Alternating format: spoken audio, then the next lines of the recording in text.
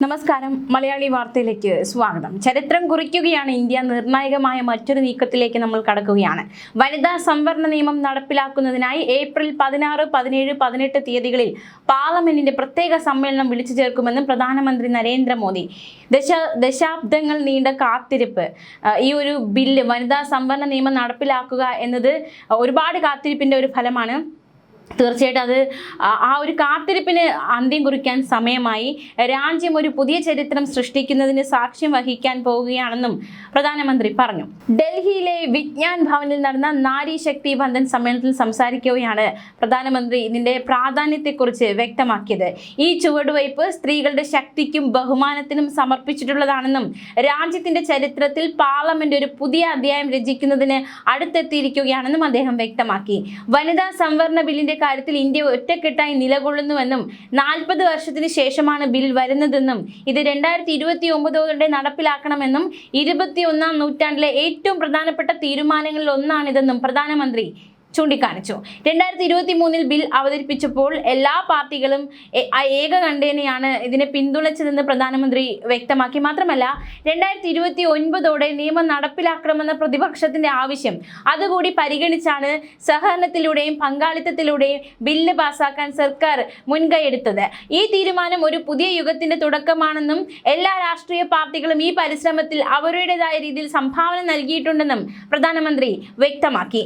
ഇന്ത്യയുടെ രാഷ്ട്രപതി, ധനമന്ത്രി തുടങ്ങിയ ഉന്നത പദവികൾ സ്ത്രീകൾ അലങ്കരിക്കുന്നത് രാജ്യത്തിന് അഭിമാനമാണെന്നും പ്രധാനമന്ത്രി പറഞ്ഞു. പഞ്ചായത്ത് തലത്തിൽ സ്ത്രീകൾ വഹിക്കുന്ന പങ്കിന് ഉദാഹരണമായി ജൽ ജീവൻ മിഷന്റെ വിജയവും അദ്ദേഹം ചൂണ്ടിക്കാട്ടി. തീരുമാനങ്ങൾ എടുക്കുന്ന പ്രക്രിയയിൽ സ്ത്രീകളുടെ പങ്കാളിത്തം വർദ്ധിക്കുന്നത് ഭരണ സംവിധാനങ്ങളെ കൂടുതൽ സംവേദനക്ഷമമാക്കുമെന്നും അദ്ദേഹം പറഞ്ഞു. പതിറ്റാണ്ടുകളുടെ കാത്തിരിപ്പ് അവസാനിപ്പിക്കാനുള്ള സമയമായെന്നും പാർലമെന്റിലും അതുപോലെ തന്നെ നിയമസഭകളിലും സ്ത്രീകൾക്ക് കൂടുതൽ പ്രാതിനിധ്യം നൽകുന്നത് അവരുടെ അഭിലാഷങ്ങൾ യാഥാർത്ഥ്യമാക്കാൻ സഹായിക്കുമെന്നും വനിതാ പങ്കാളിത്തത്തിലെ ഇന്ത്യയുടെ പുരോഗതി ആഗോള നേതാക്കളെ ആകർഷിച്ചിട്ടുണ്ടെന്നും പ്രധാനമന്ത്രി ചൂണ്ടിക്കാണിച്ചു. സാമൂഹിക നീതി എന്നത് കേവലം ഒരു മുദ്രാവാക്യമല്ല, അത് നമ്മുടെ തൊഴിൽ സംസ്കാരത്തിന്റെയും തീരുമാനങ്ങൾ എടുക്കുന്ന പ്രക്രിയയുടെ സ്വാഭാവിക ഭാഗമാണെന്നും പ്രധാനമന്ത്രി വ്യക്തമാക്കി. ഈ തീരുമാനത്തെ സ്ത്രീ ശക്തിക്കുള്ള ആദരവായാണ് അദ്ദേഹം വിശേഷിപ്പിച്ചത്. ഏപ്രിൽ 16 മുതൽ 3 ദിവസത്തേക്ക് വിളിച്ചു ചേർക്കുന്ന പ്രത്യേക സമ്മേളനത്തെക്കുറിച്ചും പ്രധാനമന്ത്രി വിശദീകരിച്ചു. നിയമസഭകളിലും പാർലമെന്റിലും വനിതാ സംവരണം നടപ്പിലാക്കുന്നതിനായുള്ള ചർച്ചകൾക്കാണ് ഈ സമ്മേളനം മുൻഗണന നൽകുന്നത്. 2023 നാരി ശക്തി വന്ദൻ നിയമപ്രകാരം പുതിയ സെൻസസിനും മണ്ഡല പുനർനിർണയത്തിനു ശേഷമേ സംവരണം നടപ്പിലാക്കാൻ കഴിയുമായിരുന്നുള്ളൂ.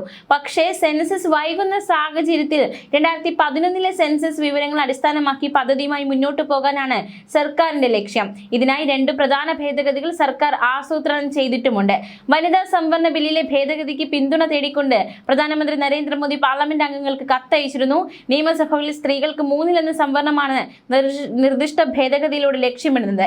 2027 സെൻസസിന് പകരം 2011 സെൻസസുമായി ഇതിനെ ബന്ധിപ്പിക്കാനാണ് നീക്കം. ഇത് 2029 പൊതു തിരഞ്ഞെടുപ്പിന് മുമ്പ് സംവരണം നടപ്പിലാക്കാൻ സഹായിച്ചേക്കാം. എന്നാലും പാർലമെന്റ് പ്രത്യേക സമ്മേളനം ഉടൻ കൂടും.